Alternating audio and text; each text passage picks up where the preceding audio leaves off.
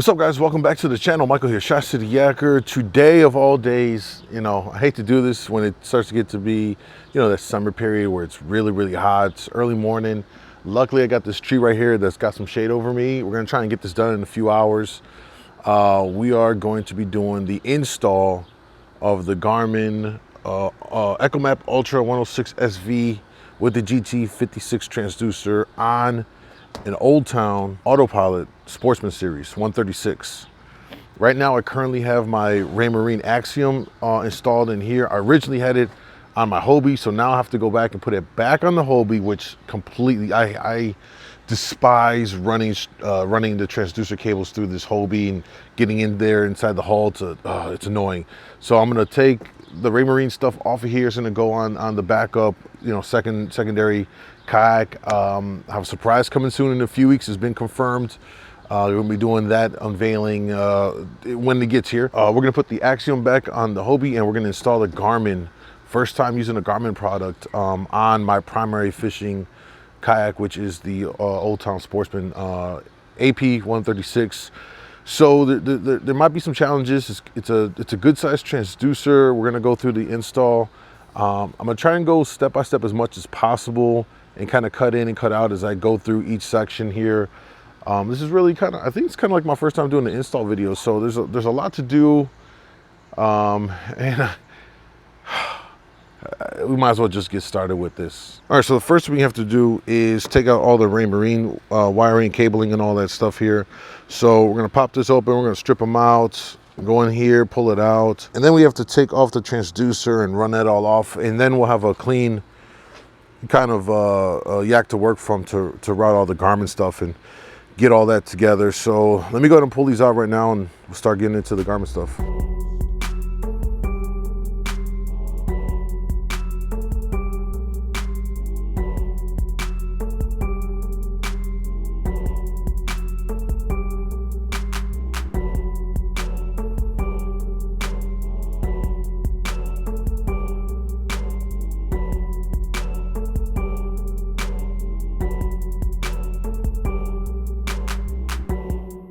All right, I'm already sweating, but we got it off. Look how giant the Raymarine Axiom transducer is. It's giant, all in one and 3D. I mean, you don't have a module, so I do like that about it, but we're getting this off of here, and we are I gotta put it back on the Hobie. I don't have to go run lines through that thing. It's one thing I never liked about Hobie is it's so difficult to run lines through it. All right, now that we got the autopilot stripped down, everything's clear, let's go ahead and open up the Garmin and start routing it through, connecting it, getting all that set up. Also, I should mention that I'm gonna be running the Steadicast with this. This is a compass, so it will show me my true direction in the water, even if current's blowing me one way, whatever way the front of my kayak is facing, that's what's going to show on the sensor on the fish finder, which for me is very important. When you're trolling for salmon, you got currents into the in the water. I might think I'm going in one direction, but I could be getting pushed off on an angle. And so this is going to really help me dial in if I want to go in a specific troll, northeast or southeast or whatever way I want to go. Having this, and I used to have the 0.1 on the Lowrance when I had my Lowrance unit, is very invaluable, and I missed it ever since I went to Raymarine, because their thing is like $350 for their little antenna thing, and I just wasn't going to pay for that. This was much more affordable, less than $200.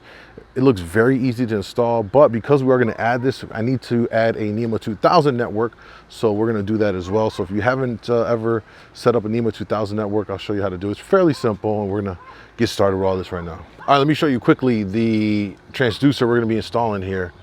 Is the GT56 UHD transducer. It is definitely not as big. I mean, it's big, but it's not as big as the Axiom transducer. It's certainly slimmer, and I think it might be just a touch shorter, not as long.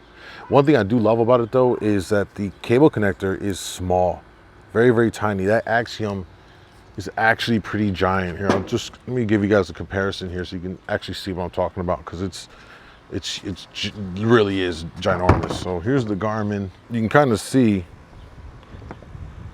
it's almost as long. It's certainly not as wide. You look how wide that is. It's literally like a brick.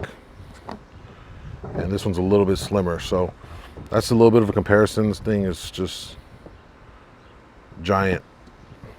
A little bit slimmer here. And then the other part is, this is the connector. Look how big that is. It's always been trouble to get it through holes in a kayak. I have to punch bigger holes in it. This is the one for the Garmin. Night and day difference. Look at that.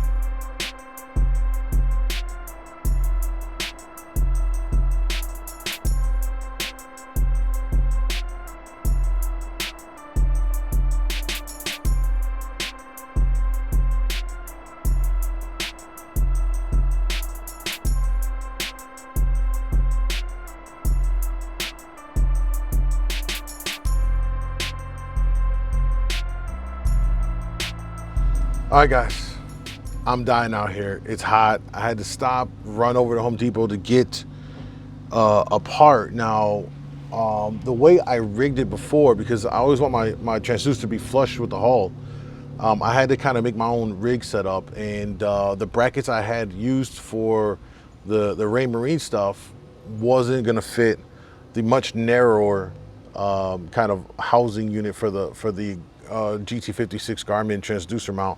So I ran out, and here's a little big tip right here. If you get these corner braces, the 1.5 inch, when you put them into and I'll show you here, let me flip the camera around. So if you see right here, you put them into where normally the mounting bracket for the transducer from Oldtown comes. I took that out completely. I don't use that bracket, and I put them directly in here. And now with the 1.5 inch, that seats it perfectly. I'm trying to zoom in here. It's hard with the lighting and all that stuff. All I have to do is cinch it down tight. I'm gonna go ahead and put some Loctite on this up here, and we'll get that in there. But the 1.5 inch corner braces, super clean. When I tighten it up, this thing will sit pretty much flush or just short, or just I guess shorter than the hull. So, you know, when it comes through, it'll be clean. This right now is kind of sagging. I haven't tightened it up. Once I tighten it up, it'll sit underneath the hull just a little bit, not by a whole lot, but it works. All right, there it is, fully installed. It's seated in there. This worked out beautifully with that 1.5 inch corner brace. Stainless steel, galvanized, whichever one, that's what you're gonna want to use because you're in water. I'm in freshwater, so if you're in saltwater, this might not even work for you, honestly. But if you're in freshwater, you should be good to go, man. It's in there, it's snug, it's not going anywhere. It rides just along. Like, it's a hair, I guess, recessed in, just a hair. Worst case, it runs flat with the hull. And again, I'm fishing big open water, so, you know, I don't have too many issues. If you were like in a lake pond where you got stumps and trees in the water, shallow rivers, I'd be a little worried. But I mean, at least it's flat. It's not sticking below it, which would be worse. So yeah, I'm good. All right, check it out. We got the Steadicast installed right here. Decided to run the wire down around the trolling motor bracket. Zip tied it over here so it holds down with the transducer cable. They come up together into a Hobie through hole that goes in. Here's the NEMA 2000 backbone that you need to run this. It needs power. Here's the power source.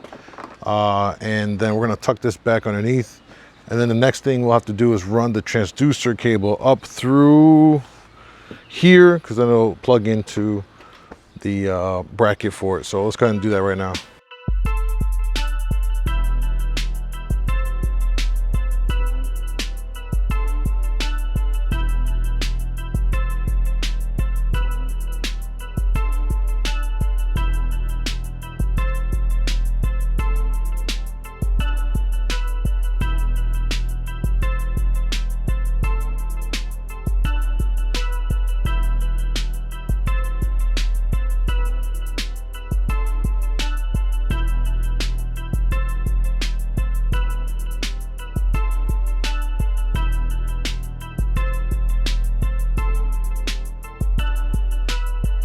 All right, guys, I'm a sweaty mess. I apologize. I'm dying out here, but we're getting it done. All right, let me show you where we're at with everything and what I've done. All right, just to recap, we've got the SteadyCast mounted. All right, we've already got the NEMA 2000 backbone down in there. I don't know if you can see it. You probably can see it right there a little bit, yeah. We got the cables running out here. We got to put the rest of the transducer cable in here. We'll do that in a second.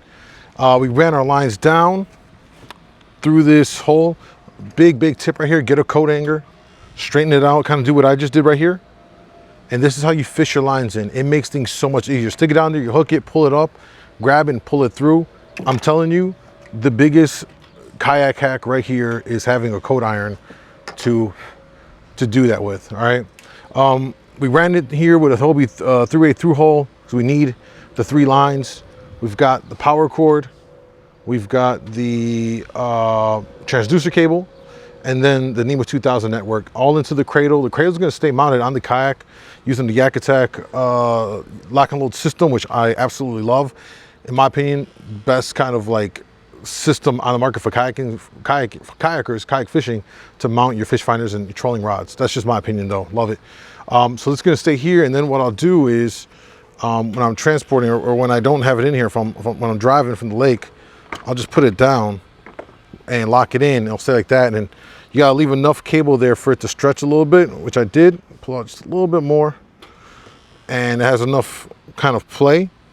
Then we're ready to go on the lake. Lift it up, cinch it down, put the unit in here, and we're ready to go. So what's left? Well, just to really connect the battery, turn it on, and get fishing. So we'll end up doing that, some underwater footage, video footage, on the Garmin EchoMap Ultra 102 SV. We'll get that together. This is gonna wrap up this install video, all right? I think I got everything covered, kind of showed you what I did, how I routed it through here on the AP. The sun out here is kicking my butt, guys, but I like it. I'm excited having the compass on here. Before I forget, when it comes to the SteadyCast, all right, there's self-tapping screws in here. What I do is get some marine goop and just goop all the bottom, the open part of the hole right there, just goop it all up to make it watertight as possible. All right, that's another little tip right there to do when you mount, if you mount this up to the front of your kayak here. You want to make sure that you have it watertight sealed in here. You can even go underneath the bottom, take some goop on your finger and rub it around the threads down there, and that'll help to really mitigate any kind of water seeping in from here if you get some splash over, which I tend to get a lot of them on big water, and it gets kind of gnarly out there at times. So real important to seal that up. Okay, I'm officially done. We got the install done. It's clean. I had to do a little bit of modifications to get it to work. Those corner braces, 1.5 inch, so clutch. It fits the transducer mount on the GT56 perfectly. It's sitting flush, if not just a little bit tucked up underneath the bottom of the kayak. So that's good to go. I'm excited to get this on the water and try it out. I appreciate you guys for bearing with me through this process. Sorry for all the sweat. I am about to get out of here, chug water, take a cold shower, and we'll see you guys on the water soon. All right, don't forget to subscribe, like the video, and if you want to see more Garmin kind of fish finder videos, I'm going to be doing a bunch on this one, just like I did for my Raymarine series. We'll dive in, we'll figure out the best settings for big open water and all of that real soon. So make sure you are subbed to the channel. And for all the gear that I have, guys, if you're looking for it, if you need it, safety gear, accessories, everything, tackle, rods, reels, fish finders, all of that, I have it all linked. Everything that I use that I can honestly say is quality stuff that will work for you is all linked on my Amazon store. Look down below in the description. You'll see the link there. You can shop the store. It doesn't cost you anything extra. It does support me as an Amazon influencer. And if you want to go a step further, get all my up-to-the-date detailed fishing reports, access to my Lake Michigan Kayak Fishing Facebook group, and so much more, consider subscribing or become a Patreon on my Patreon link, or joining the channel as a member. Both of those links are down below. I'm tired. I'm out of here, guys. Peace.